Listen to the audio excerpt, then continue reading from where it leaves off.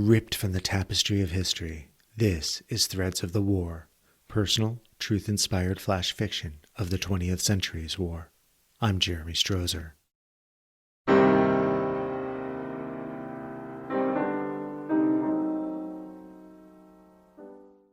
Alone. Crisp morning air saturates my face as I exit the terrorist-threatened State Department headquarters. I must get out of here. Brushing gently across the back of my right shoulder, a soft hand jerks me out of my head. Where are we supposed to go? My friend Sarah asks as if I have an answer. Why would I have an answer? I don't know what's going on. I don't know. Just away from the building, I guess, I reply, knowing full well neither of us are satisfied with this response. We join the mass of fellow diplomats vacating the center of our nation's foreign policy establishment on our way to, well, who knows where? When will that fourth plane hit my office? Why would they fly planes into buildings? As we walk up 20th Street, through the buildings which make up the George Washington University, I realize I've not told my mom I'm okay yet.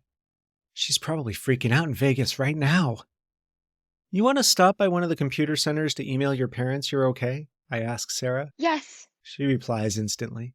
We slowly make our way through the crowd of students scrambling the other direction toward the river to get a look at the smoke spewing out over the Pentagon. Why do people rush to see violence? As we enter the computer lab, we realize it's already filled with people. Could they all be here for the same reason? To write their moms? Sarah gives me a look of needing to go first. I let her get in front of me in line. We each eventually get our turn. Hi, Mom. I'm okay. I got out of the State Department just fine. Hanging out at GW. Not sure where to go right now. We'll call you later. Jeremy, is what I write. Sarah looks over at me. I look back. What do we do now? There's a place we can eat and watch the news near here, I offer. Sure, I guess so. She replies, clearly lost in her mind too. As we head into J Street, the student union area of GW, security guards are swarming the building. Everyone has to evacuate the building! We're shutting down the university! They yell. Where do we go from here? I turn to Sarah as we descend the stairs away from the building. Should we head home? She asks. I guess so, I reply, not knowing what else to say. For a moment, I look at Sarah. Do I go home with her, or do I go home alone? She's staring at me.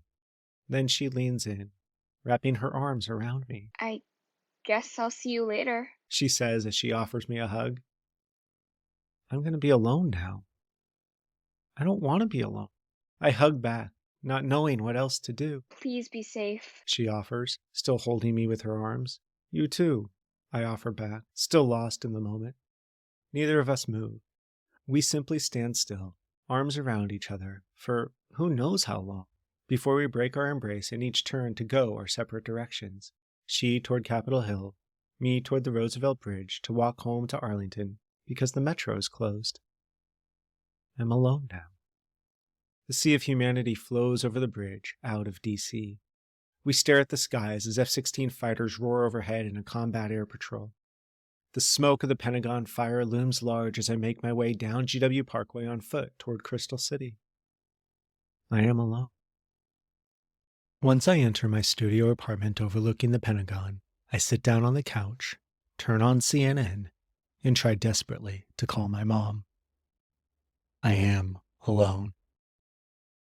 September 11th, 2001 was a memorable day for most people old enough to know what was going on.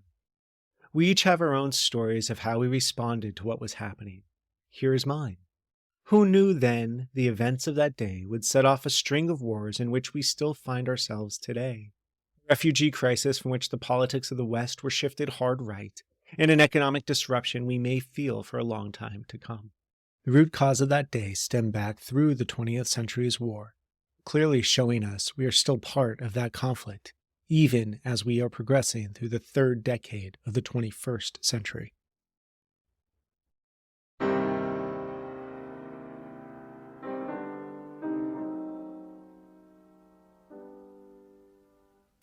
If you enjoy these threads of personal experience in war, please consider becoming a patron of this work at patreon.com/threads of the war. You may find my books and other work at jeremystrozer.com or wherever books are sold. If you are interested in turning notes, memories, or memoirs of a relative into a living history through such work, please reach out to me at jeremystrozer.com.